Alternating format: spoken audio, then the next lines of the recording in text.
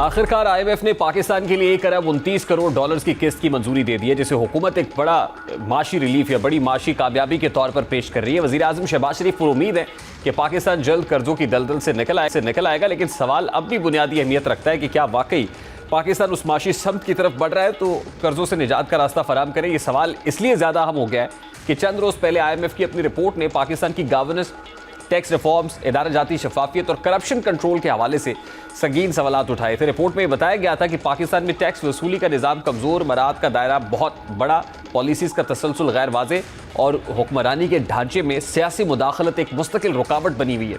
ماہرین معیشت کے نزدیک ایسے ماحول میں قرضوں سے نکلنے کے دعوے حقیقت کے کچے دھاگے سے جڑے دکھائی دیتے ہیں، کیونکہ آئی ایم ایف کے مطابق معاشی استحکام کا پہلا زینہ شفافیت اور مضبوط گورننس ہے، اور یہ زینہ ابھی پاکستان کے قدموں سے بہت دور ہے۔ یہ بھی حقیقت ہے کہ موجودہ قسط ملنے سے وقتی ریلیف تو ملتا ہے، زر مبادلہ کے ذخائر بہتر محسوس ہوتے ہیں، مارکیٹ کا اعتماد وقتی طور پر بحال ہوتا ہے، لیکن یہ سب تبھی دیر پا ثابت ہوتا ہے جب گورننس کی پرتیں ٹھیک ہوں۔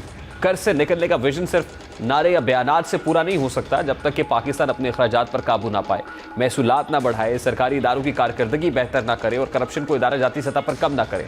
آئی ایم ایف اسی لیے اپنی رپورٹ میں یاد دہانی کراتا ہے کہ اصلاحات کو سیاسی مفادات سے آزاد رکھنا ہوگا۔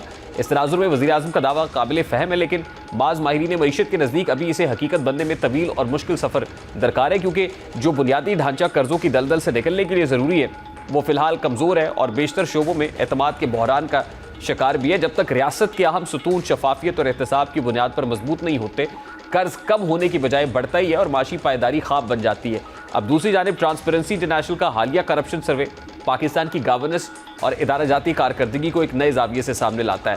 سروے کے مطابق 66% شہریوں کا کہنا ہے کہ انہیں رشوت نہیں دینا پڑی، جسے حکومت اپنی بڑی کامیابی کے طور پر پیش کر رہی ہے، لیکن اعداد و شمار کو مکمل تصویر سمجھ لینا کافی نہیں ہے۔ گو کہ رشوت نہ دینا ایک مثبت اشارہ ضرور ہے، لیکن سروے کے دیگر بات ایک گہرا اور خطرناک بحران ظاہر کرتے ہیں، جیسا کہ سروے کے مطابق پولیس، عدلیہ، ٹینڈر اور پروکیورمنٹ جیسے اداروں میں کرپشن کے تاثر نے نئے ریکارڈز قائم کیے ہیں۔ پنجاب میں پولیس کے بارے میں کرپشن کا تاثر 34% تک پہنچ گیا ہے، جو اس جانب اشارہ کرتا ہے کہ سیکیورٹی اور انصاف کے نظام کے بنیادی حصوں پر عوامی اعتماد خطرناک حد تک کم ہو چکا ہے۔ سروے کا ایک اہم پہلو صوبائی حکومتوں پر اعتماد میں کمی بھی ہے، جہاں 59% شہری سمجھتے ہیں کہ صوبائی حکومتیں کرپشن میں سب سے آگے ہیں۔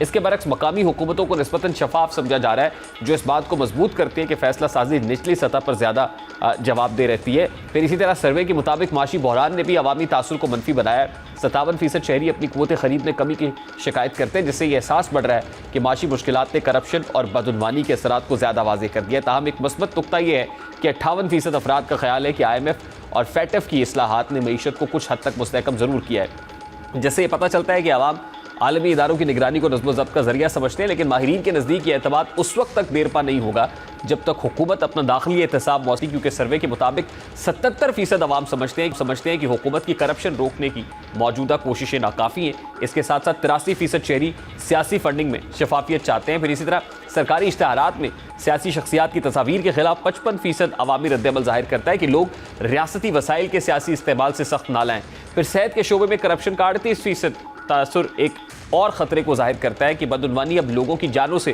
جڑ چکی ہے۔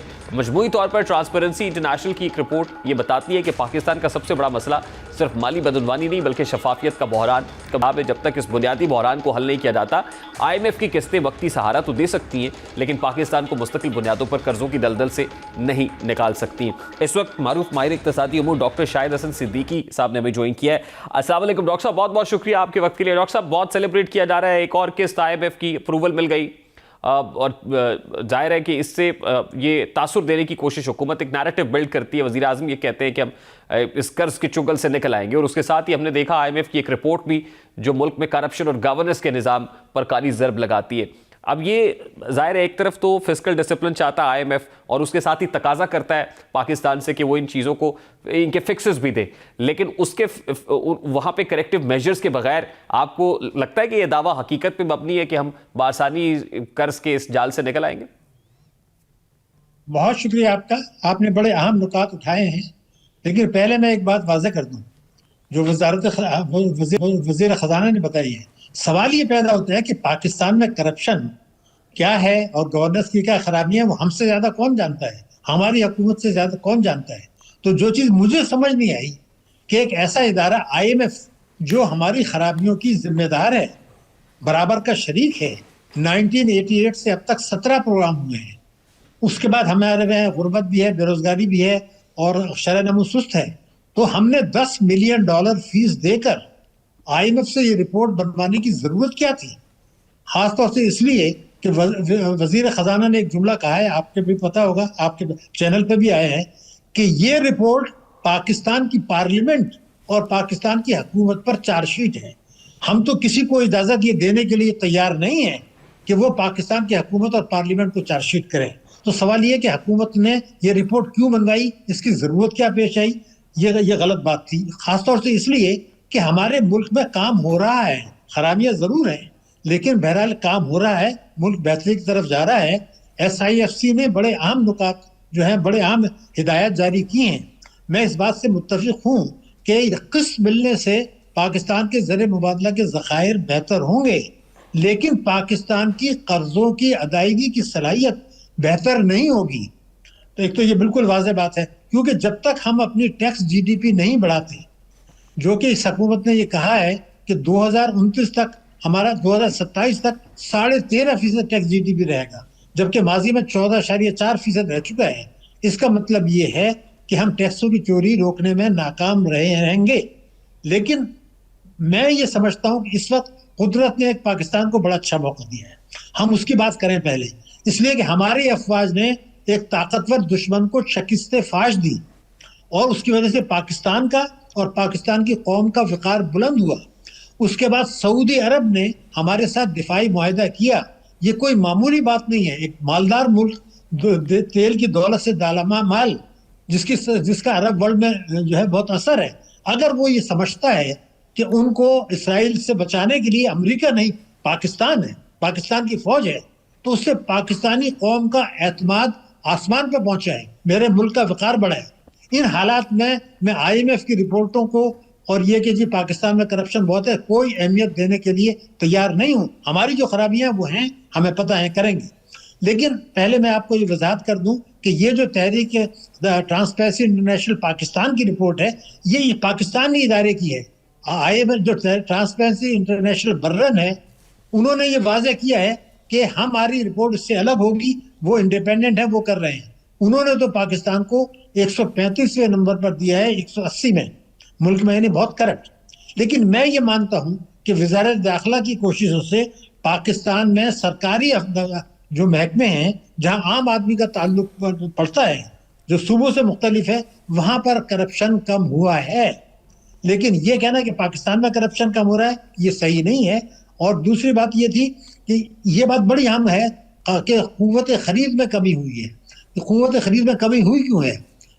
اس کی وجہ میں آپ کو بتا دوں. میں بہت پرانی بات نہیں کر رہا، آپ کو پتہ ہے کوئی 30-35 ہزار ارب روپیہ لوگوں کے بینکوں میں پڑے ہیں. تو اگر آپ 22-24 میں چلے جائیں ابھی، تو بچت کھاتوں پہ 20.5% ملا تھا.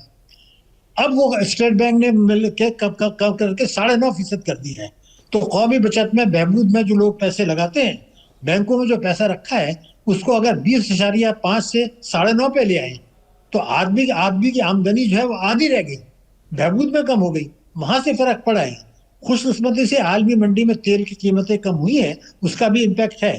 مگر میں یہ کہنا چاہتا ہوں کہ میں تو یہ چاہتا ہوں، نیب ہمارا ایک ایسا ادارہ ہے جو ناکام رہا ہے، اور میں نے ابھی ایک کتاب لکھی ہے اسلامک بینکنگ پر، اس میں یہ بتایا ہے کہ نیب نے جو اعداد و شمار جاری کیے ہیں قومی خزانے میں جمع کرنے کے، وہ صحیح نہیں ہے، وہ غلط بیانی کر رہے ہیں. مگر جو اچھی بات میں بار بار کہہ رہا ہوں کہ ہمارا اس فتح سے اور ہماری افواج نے قربانی دے کے دہشت گردی میں جو کامیابی حاصل کی ہے، میں یہ چاہتا ہوں اس کامیابی کو لے کے آگے چلیں، SIFC کا رول بڑھائیں، IMF کے چکر میں چھوڑ دیں. دو چیزیں بڑی امپورٹنٹ ہے. IMF تو لینڈر ہے اور IMF تو چاہے گا کہ ہماری اکانومی کے اندر ڈسپلن اس لیے آئے، چیزیں بہتر ہوں کہ الٹیمیٹلی ہم نے وہ پے بیک بھی کرنا ہے، اور ایکسٹرنل فائنانسنگ اور جو ڈیٹ سروسنگ ہے اس کی بعد میں بھی ہم کچھ پیسے دے سکیں. اور پھر دوسری امپورٹنٹ چیز یہ ہے کہ یہ سب کچھ ہونے کے باوجود اس کا اثر عام آدمی تک، گراس روٹ لیول تک کیوں نہیں آ رہا.